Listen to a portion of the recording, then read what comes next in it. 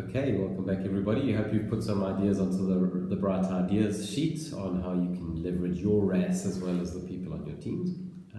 Grant, maybe you could tell us a little bit more. You're always referencing some great books for everybody. Yeah. The Art of War is obviously a favourite of yours. Will you tell us a bit more? Yeah, brilliant. So, Art of War is an interesting one. I have been looking for some books to help telecoms managers because I don't know if you'll agree, but telecoms is a tough space. We talked about it yesterday in the financial section.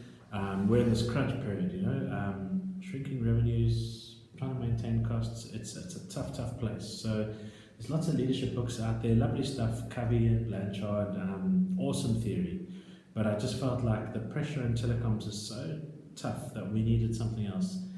And then I thought about the Art of War. So the Art of War is pretty fascinating. It was a guidebook or a textbook to military warfare written about 2,500 years ago. So I thought if it could help people in a military battle situation, maybe it could help us in telecoms. So a pretty fascinating story.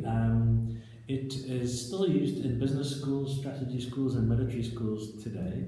And it's an amazing story. So Sun Tzu was a military general and he wrote this textbook or guidebook to military warfare. The book fell into the hands of someone called Qin Shi. Today we pronounce Qin as Qin. So China used to be a whole lot of small warring provinces, each fighting for position and resources. Sound familiar? Like a company, right? For sure. All the different departments, everybody fighting for resources and position and status. And so China used to be a whole lot of these small independent provinces with warlords running each one, everybody fighting against each other.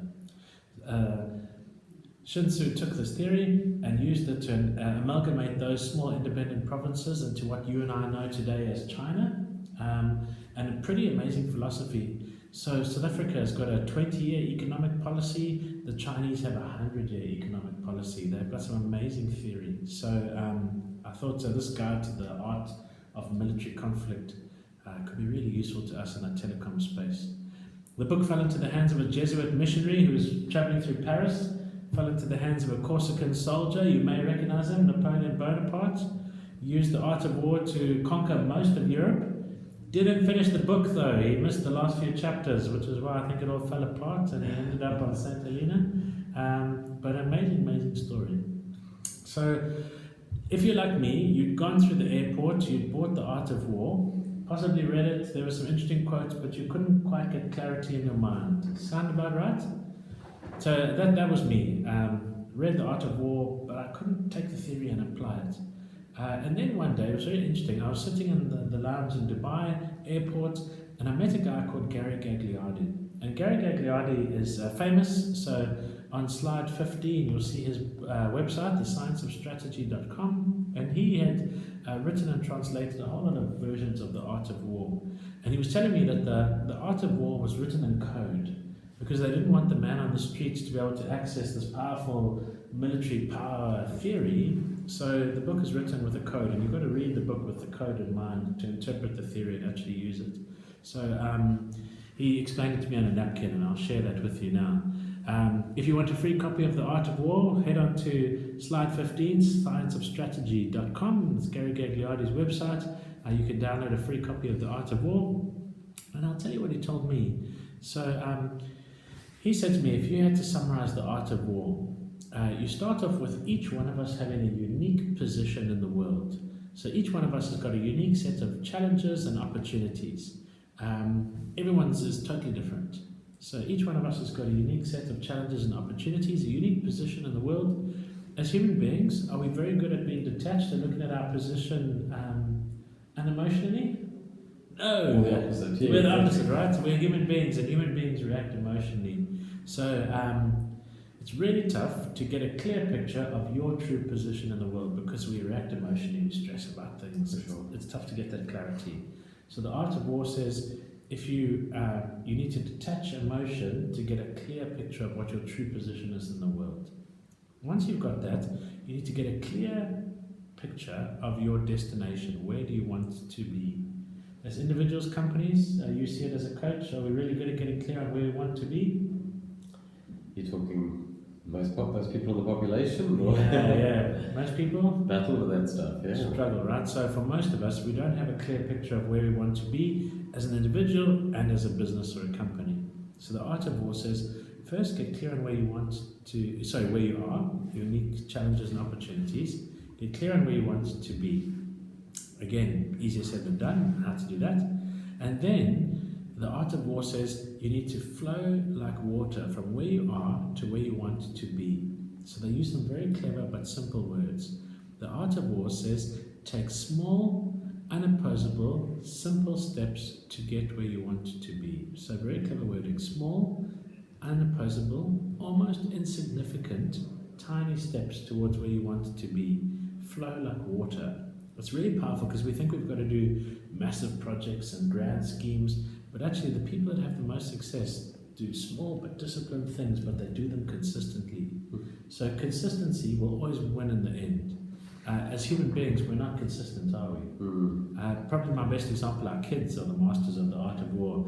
When they want something, they just keep asking, and they know eventually daddy's got a crack. Can I have a cookie? Can I have a cookie? Yes, you can have the cookie. So the Art of War says, small, consistent, seemingly insignificant, but unopposable steps to get where you want to go. Flow like water.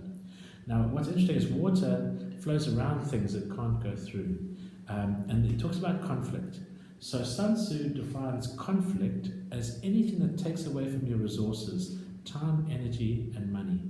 So he says, only take a step if it adds to your resources, time, energy, money, and anything that will subtract from your resources, don't fight it, because fighting costs resources. Rather flow around it. Small, simple, unopposable, seemingly insignificant steps to get where you want to go. So water doesn't fight battles unless it has to. It just builds up against the dam and eventually breaks the dam or flows over or around to get where it wants to go. So I really love the theory because it takes away a lot of emotional angst in your life. And it says you don't need to worry about the grand schemes, you just worry about small, simple things to do to move forward that add to your resources and don't subtract from it. Now, some of you are thinking, what about conflict? It's impossible to avoid conflict in this world. So Sun Tzu says, only fight a battle, only take on conflict if that conflict will add to your resources. If that battle's not going to add to you, don't fight it, flow around it. And in the book they talk about all sorts of techniques and ways of doing that. Now, on slide 16, you'll see Gary Gagliardi. Help me, Trevor. I'm breaking it. There we go. Slide 16, you'll see a translation of The Art of War that Gary Gagliardi wrote for university students. And it's called The Art of War, The Warrior's Apprentice, your first guide to the magic of strategy. Now, don't let that deceive you. It's beautifully, beautifully simple, but really powerful. So if you're interested in The Art of War strategy, The Art of War, The Warrior's Apprentice is an amazing book. The book's in your toolkit. We'll show you where to find it. So the full book is there for you to take and use. And it's a beautiful, beautiful translation of The Art of War with really simple, practical ways you could take to go and implement the Art of War theory. Get clear on where you are. Get really clear on where you want to be. Take small, insignificant, unopposable steps to get there, and you have to win your battle in the end. So you'll love that, The Warrior's Apprentice. It's in the book. On slide 17, one of the quotes from the book, which I love, the difference between a warrior and an ordinary person is that the warrior sees everything as a challenge to be overcome, while an ordinary person sees everything as a blessing or a curse. So as human beings, we're emotional beings. We do this emotional roller coaster. Everything that happens to me is good or bad. The warrior doesn't see anything that happens to them as good or bad. They see everything, good or bad, as an opportunity. Now, what I love about this is essentially what they're saying is the thing that's stressing you out right now, the thing that looks like your biggest problem, is actually your biggest opportunity. We just have to change the lens that we look at it with. So hidden within that biggest challenge, the biggest challenge that's stressing you out, is your biggest opportunity just waiting to be unlocked.